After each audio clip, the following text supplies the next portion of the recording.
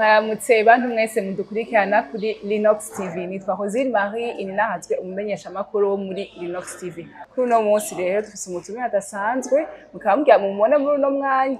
Tubasavye rero ngo muze kumutega yompi, ndazi ntihagira ikintu gishasha mugenda mumenya.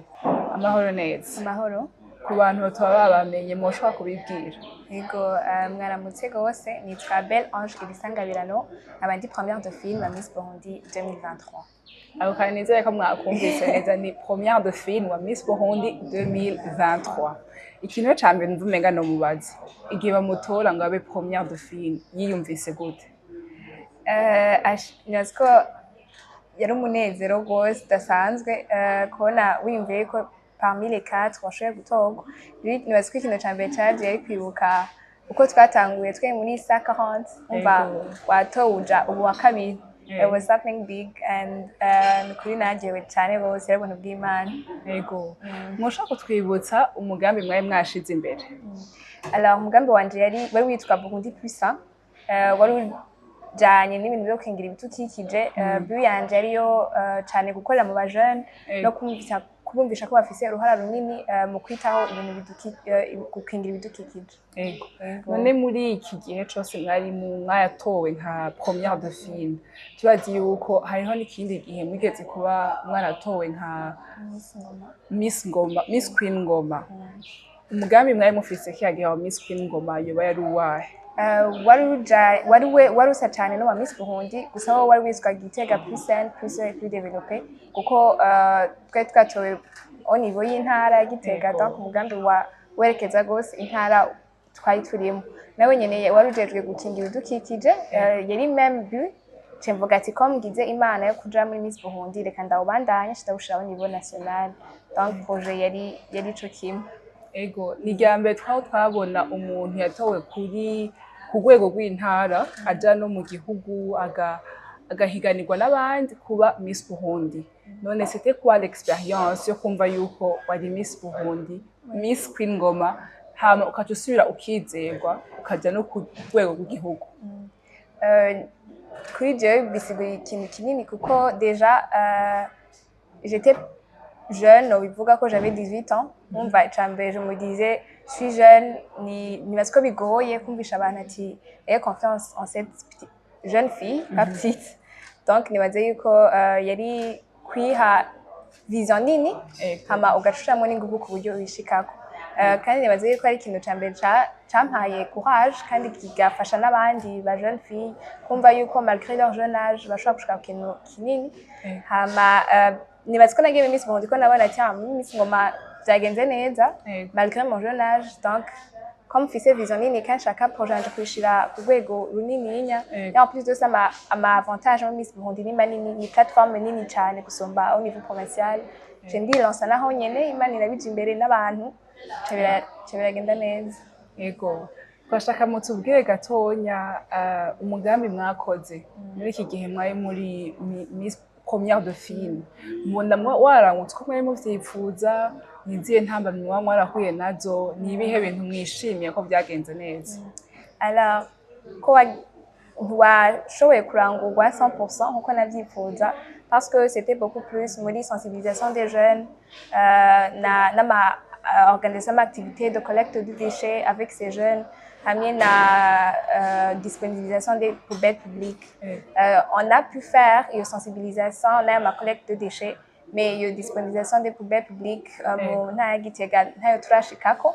Nibaze ko ma challenge menshi ni financement kuko niyo yamigora abantu cyane, mais également gufatanya ubuzima bwa Miss n'ubuzima busanzwe, parce que nari umunyeshuri na programme ndimo yasaba cyane yuko uba uri présente à 100% igihe kinini, donc c'était beaucoup plus management y'umwanya y'uburyo. Ego sinon partie nini narayikoze, hasigara partie gatoya kandi ndacabandanya. Ego, mwumvise yuko ntibigarukiye kuri première de film 2023, urumva ni première de film 2023 avi Exactement. umva azobandanya aza no mu nyuma kandi ico gihe turanagishima ko akenshi turabona yuko abamisi mu nyuma iyo baje gutorwa hariho abacumenga bibagiwe n'abandi bumva umenga bazobandanya none c'est quoi la stratégie mwumva yuko mwebwe mwoshobora gukoresha kugira ngo mubandanye muri sur la scène publique mubandanye muri iyo domaine ya environnement mubandanye tumwe tubabona mubandanye ibikorwa vyanyu?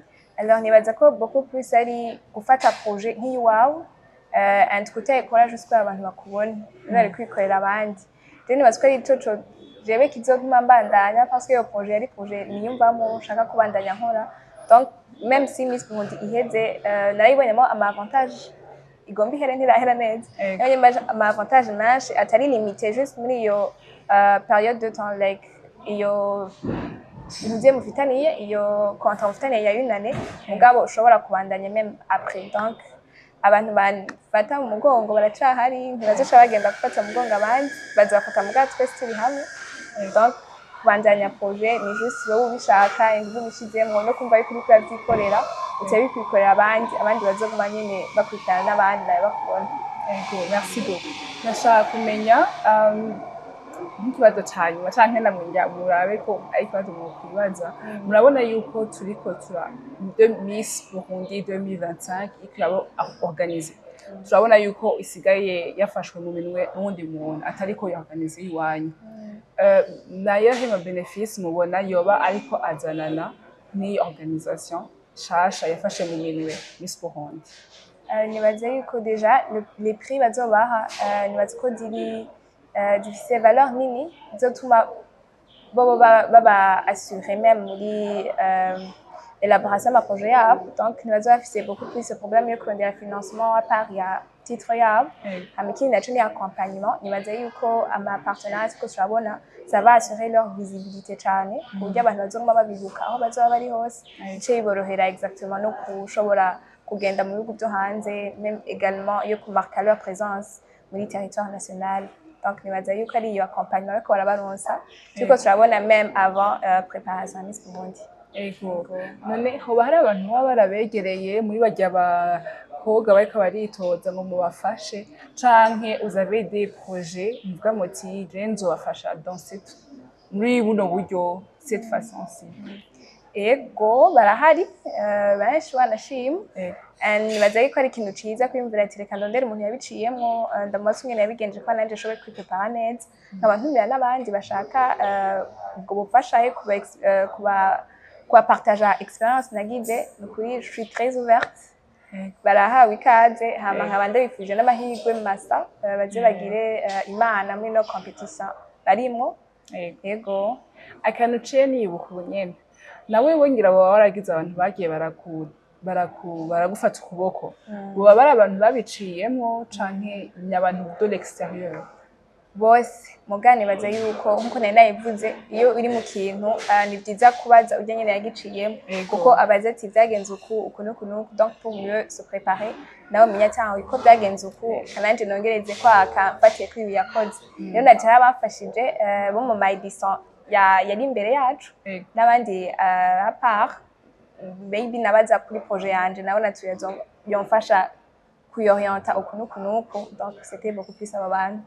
Ego none uko babibabwiye niko babisanze canke il y a toujours des moments de choc? Exactement. Quels sont ces moments de choc? Nibaze yuko vyama bihinduka à chaque édition on va akubwira ati twe byagenze uku nuku mugabo we même si ubikoze urusanga haje ibindi bintu rero nibaze yuko kuri édition yacu c'était presque la même chose kuko yari mu organisateur umwe donc ivyo batubwira wasanga ari presque la même chose. Mugabo pour en tout cas nka expérience je ndabahaye probablement na exactement kitegeza guhinduka kuko n'abaganizateur batangana badasa nako donc yari ibyo mugabo nibaze yuko mu moment de choc ari beaucoup plus mugiba witeguye kugenya bikubwiye hamageze proclamation ugaca usanga ntibyagenze nko kubishaka donc naho biba bigoye sinon byose ari sawa. Ego twagira rero dushimiye cyane Première Dauphine karyo yaduhaye no kumpanura ariko araduha ariko imbere yuko kino kiganiro kirangira siyoma yuko ari abakobwa benshi bariko baritoza bariko baranakirabo conseil ya mbere muri zose yoshobora kuduha ni iyahe? ni marque ta présence muri Miss Burundi kugira ngo uze umenye gukoresha ama avantage uronkejwe n'iyo competition muri même après. Hama ikindi naco ni muze muryoherwe n'iyo higanwa, muze muryoherwe n'iyo experience yose, experience iryoshe malgré tout ça, ko urashobora kugenda ufise iyo esprit iri compétitif ugaca usanga t'as pas su kuryoherwa n'uwo mwanya babahaye. Nibaza yuko boshobora kwembrasser ama avantage babahaye, ubwo buntu bagiriwe, hama they are already aba Miss. Ko mwatowe vous êtes des Miss ubu donc félicitations kubagiriwe amahirwe yo kubandanya na courage na bonne chance muri compétition irikiraza. Ego. Merci beaucoup à la première dauphine de Miss Burundi 2023 ku kanya yaduhaye, tukaba kandi tumusaba yuko no mu nyuma nimba mufise ikintu mushaka kumubaza, elle est disponible, chère jeune fille, mufise ikintu mushaka kumubaza muri dans bashasha muri no compétition, elle est toujours ouverte pour vous. Cyo mwamaze kucumva. Natwe rero ku ruhara rwa Linox TV mwakoze kudukurikirana, tukaba tubatumira yuko mugwa mudukurikirana ku bindi biganiro bigiye gusohoka. Murakoze cyane. Ni bon?